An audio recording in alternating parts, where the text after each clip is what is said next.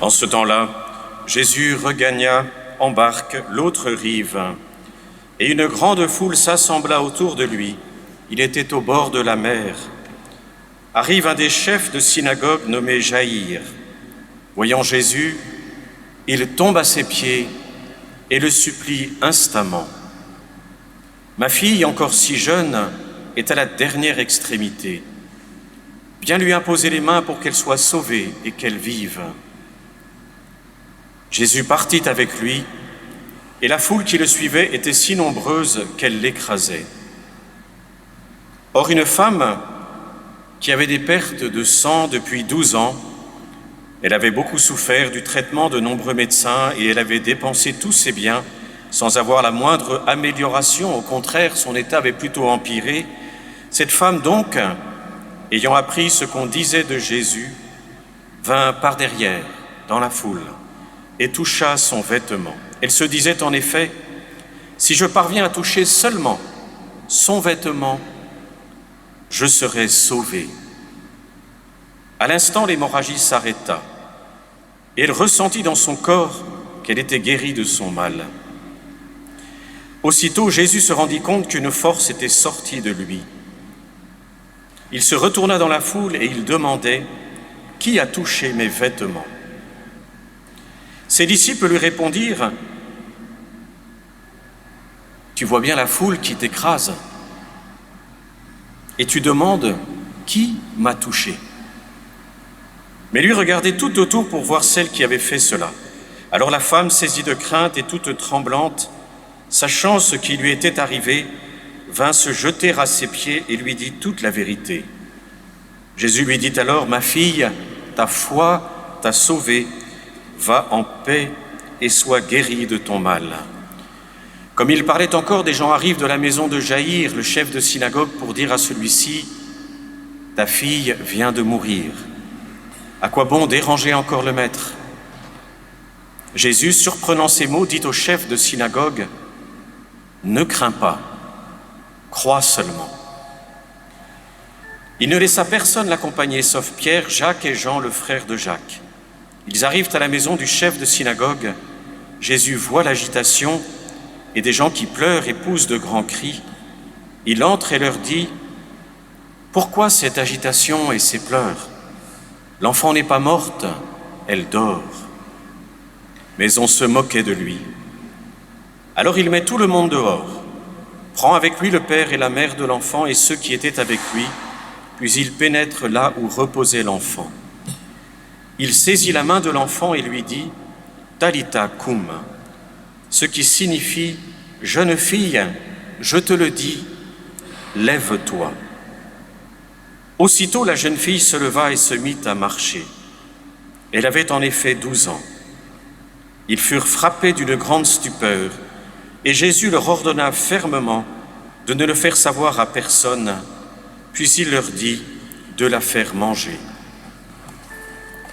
Acclamons la parole de Dieu. Louange à toi, Seigneur Jésus. Alléluia, Alléluia, Alléluia, Alléluia, Alléluia, Alléluia, Alléluia, Alléluia.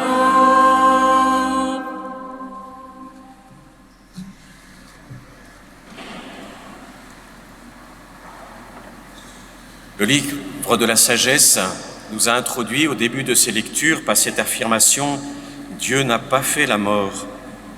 Il ne se réjouit pas de voir mourir les êtres vivants. Il les a tous créés pour qu'ils subsistent. »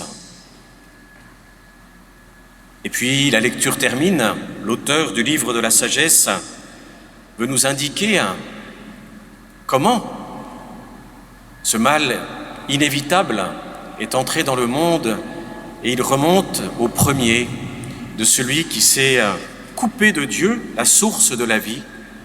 Et en se coupant de la source, eh bien, il est entré dans le royaume de la mort. Il a quelque part créé ce monde de la mort, puisque Dieu n'est que vie. Dieu n'est que vie. Mais Dieu nous a créés libres et nous chérissons notre liberté.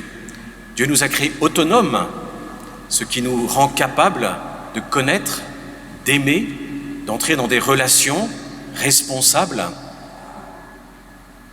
Et c'est dans la mesure où nous vivons de cette réalité, c'est dans la mesure où nous choisissons de mettre notre vie au service du bien, que nous pouvons être unis au Seigneur qui donne la vie, qui est source de vie. C'est le péché en nous qui, toujours, engendre des structures de mort, qui engendre des situations de mort. Il nous est difficile souvent de revenir à ce premier moment, notre responsabilité face à un choix primordial. Aujourd'hui, du reste, le monde dans lequel nous vivons, c'est Jean-Paul II le premier qui avait utilisé cette expression à développer une culture de la mort, de la non-vie, où on exalte tellement le plaisir, l'hédonisme, en fait, faire ce qu'on veut, comme on veut, quand on veut, de la manière qu'on veut, qu'on a fini par se couper. Et dans un monde qui, même le monde occidental, qui choisit de se couper de Dieu, jusque dans ses lois, et d'affirmer une primauté de l'homme qui est mauvaise envers et contre la vie. Et devant cette culture de mort, aujourd'hui, on est souvent désarçonné.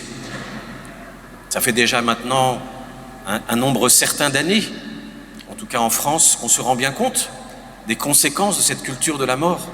On se rend compte que nous sommes finalement entrés dans des situations dans notre pays qui sont inextricables. Et cela nous pèse. Cela nous pèse d'autant plus qu'aujourd'hui et dimanche prochain, nous aurons à poser cet acte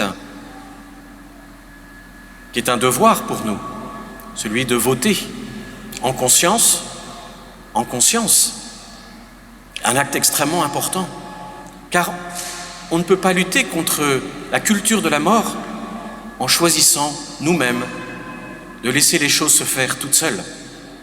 Le monde des hommes se fait parce qu'on choisit de travailler ensemble, on choisit de promouvoir quelque chose ensemble. Et donc l'abstention n'est pas un choix de vie et peut résulter souvent en un choix de mort, indirect, peut-être parfois inconscient, peut-être même parfois involontaire.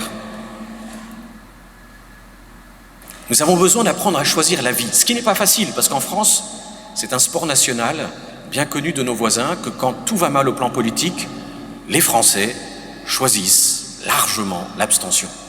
C'est un mal, c'est un sport national. Quand on déprime, on boude. Quand on n'est pas content, on boude. Alors que c'est extrêmement important. Vous voyez, aujourd'hui, nous avons dans l'Évangile un épisode de résurrection, Jésus qui vient relever. Et c'est une belle expression, du reste c'est celle qui existe même pour le Christ en grec, pour parler de la résurrection, on se relève d'entre les morts. On choisit de se lever et donc d'être debout, d'être un homme debout, une femme debout, face au vent. Et c'était l'évangile de la semaine dernière, face à la tempête dans laquelle on peut se trouver, d'avoir le courage intérieur de se dire « je choisis la vie ». C'est compliqué, oui. Les évêques de France, dans une lettre qu'ils ont adressée à tous les chrétiens, oui, ils nous ont rappelé que, bien sûr, la situation est suffisamment inextricable dans notre pays pour que ce n'est pas un vote qui va changer les choses. Le mal est profond, très profond, et donc ce n'est pas... On ne va pas avoir de coup de baguette magique. Pourtant, il n'en reste pas moins important que nous nous relevions, que nous levions la tête, que nous réfléchissions, ce que vous avez certainement fait, et que nous choisissions, que nous posions un acte de vie, même si nous savons qu'aujourd'hui ou demain, ou dans 8 jours, il ne donnera pas le fruit abondant de vie que nous espérons pour notre pays. Choisir la vie, c'est choisir de combattre. C'est choisir donc de ne pas se laisser abattre. Et c'est difficile. C'est difficile parce que ça fait maintenant un nombre conséquent d'années que nous voyons des façons irresponsables d'agir à de très hauts niveaux qui ont des conséquences aujourd'hui très, très, très concrètes, qui nous touchent dans notre quotidien. Être un homme, une femme de l'Évangile, c'est choisir avec le Christ d'être debout, face au vent. Alors on a besoin d'être ensemble, c'est pas facile. Oh, il ne s'agit pas de jouer, vous voyez, au courageux, il ne s'agit pas de jouer un rôle. Il s'agit de plonger dans ce mystère du cœur du Christ et de choisir avec lui, pour lui, la vie. Alors il y a bien d'autres circonstances. On ne va pas réduire l'Évangile d'aujourd'hui à cette seule circonstance, même si elle est importante. Il y a tant de circonstances dans notre vie où nous avons besoin de nous relever, de faire face au vent de toutes ces choses qui nous arrivent. Et l'Évangile va d'une façon assez curieuse, parce qu'il était quand même un peu long, nous en convenons tous, nous donner des éléments de réponse. On voit cet homme qui d'abord s'approche de Jésus, et il s'approche de Jésus parce qu'il a vu Jésus faire des miracles. Et donc il a l'audace de se dire, puisqu'il guérit des maladies, même si ma fille est à toute extrémité, il peut encore la guérir. Et puis face à ce mystère de la mort, tout son entourage vient lui dire « Ne dérange plus le maître, là c'est terminé ». Et le Christ va l'inviter à entrer dans un acte de foi qui a quelque chose d'héroïque. Le Christ n'est pas encore mort et ressuscité. Et donc, c'est faire face à l'inconcevable. Comment parler de relever d'entre les morts? Ça n'existe pas. Et à juste titre, on voit bien que cet homme choisit quelque chose de fort. Et pour nous, c'est une invitation aussi à faire des choix forts dans notre quotidien, dans notre vie, et de croire quand soudainement on se trouve face à l'impossible, que Dieu peut encore quelque chose. Ce encore quelque chose n'est pas nécessairement le coup de baguette magique, vous voyez, où ils se marièrent, eurent des enfants et vivèrent dans le plus beau des mondes. C'est pas que tout va se résoudre soudainement, magiquement. Mais nous croyons qu'avec lui et en lui, nous pouvons traverser la mer. C'était l'évangile le dimanche dernier. Nous pouvons nous relever. Ah, ça c'est extraordinaire. Ne pas se laisser abattre dans nos vies concrètes face aux difficultés, spécialement ces difficultés qui sont là et qui durent parfois depuis plusieurs années, face à ces difficultés aussi qui sont récurrentes et qui bien souvent nous découragent et qui nous laissent abattus, nous relever, faire confiance que le Christ peut nous aider à être debout dans nos difficultés.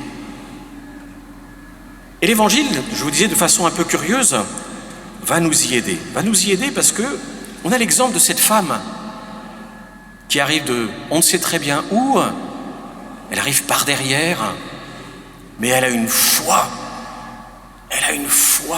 forte, si forte, qu'en touchant son vêtement, sa prière est exaucée.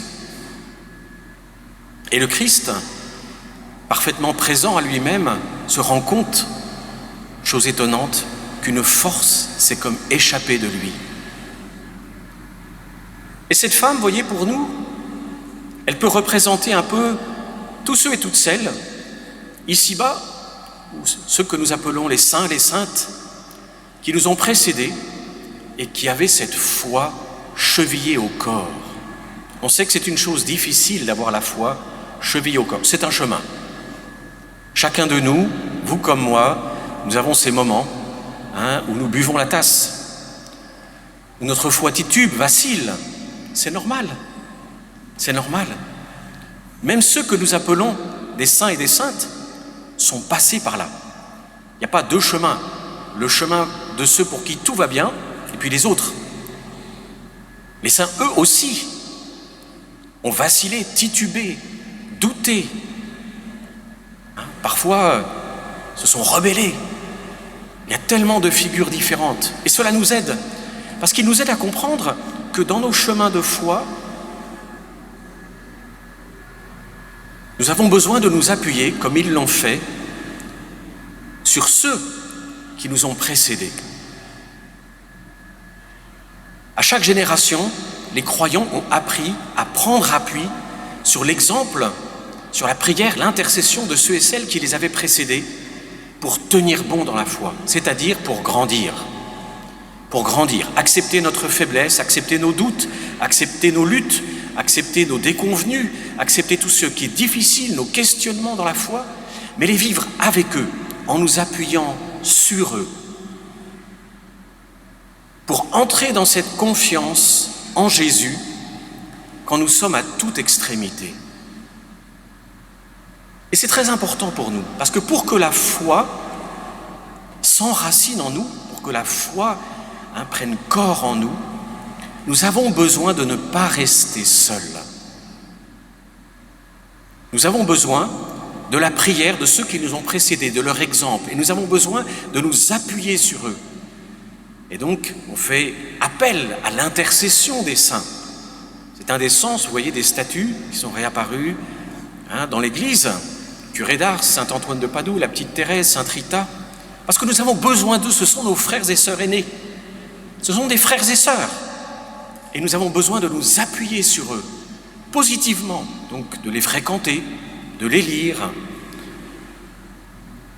peut-être en utilisant des applications qui vont nous permettre des raccourcis, parce que d'autres auront travaillé et nous exposeront à des choses qu'ils nous ont dites. Ne restons pas seuls. Et le deuxième grand moyen, c'est la prière. Pour enraciner la foi, nous devons nous enraciner dans la prière. Et ça, c'est quelque chose d'extrêmement important, parce que quand on va traverser des épreuves difficiles, on sait bien, la prière du matin et du soir ne suffit plus. Quand la tempête est trop violente, il faut se mettre à genoux, il faut donner du temps à la prière. Et la meilleure manière de le faire, c'est d'apprendre à le faire avant. C'est ce qu'on apprend à nos enfants.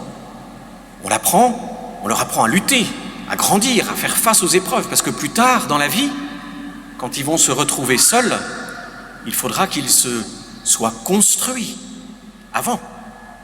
C'est pas devant, au dernier moment, les défis de la vie adulte qu'on doit commencer à se construire, même si bien souvent, c'est l'expérience que beaucoup nous faisons. Dans la sagesse, on se prépare, on prépare nos enfants. Nous nous préparons nous-mêmes quand nous avons des projets pour faire face aux difficultés qui viendront. Eh bien, le chrétien apprend à se fortifier pour faire face dans la foi aux épreuves du quotidien par la prière. Et nous avons la chance, dans notre Église, d'avoir l'adoration perpétuelle.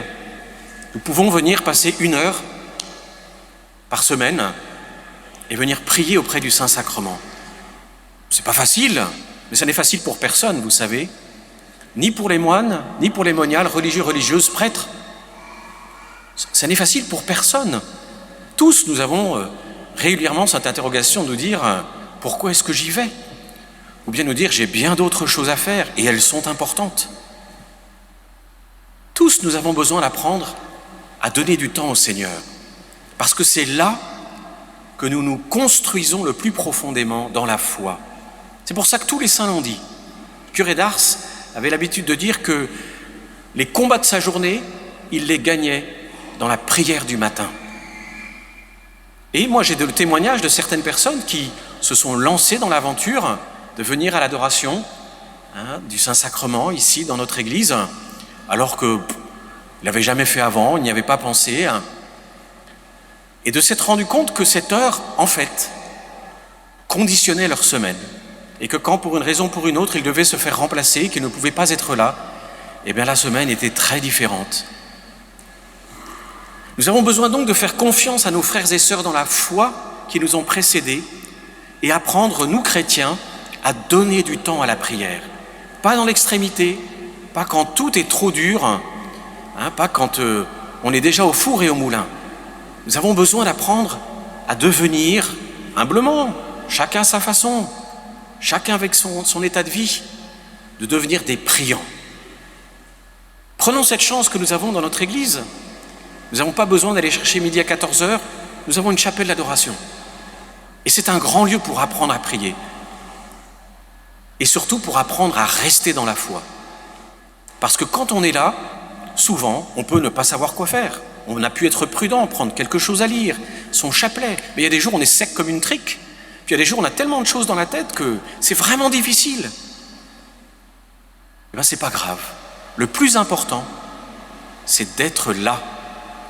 Le plus important, c'est de faire ce qu'on peut, comme on peut, pour rester là, avec le Seigneur, humblement, dans la foi, dans la persévérance, dans la patience, malgré le fait qu'on puisse trouver ce moment particulièrement difficile et éprouvant, en restant autant que faire se peut, hein, si on est porté de l'intérieur à être dans l'amour, dans l'adoration. Voilà le vrai combat, frères et sœurs. Le vrai combat dans la foi se prépare, comme nous préparons nos enfants pour les combats de la vie. N'attendons pas le dernier moment.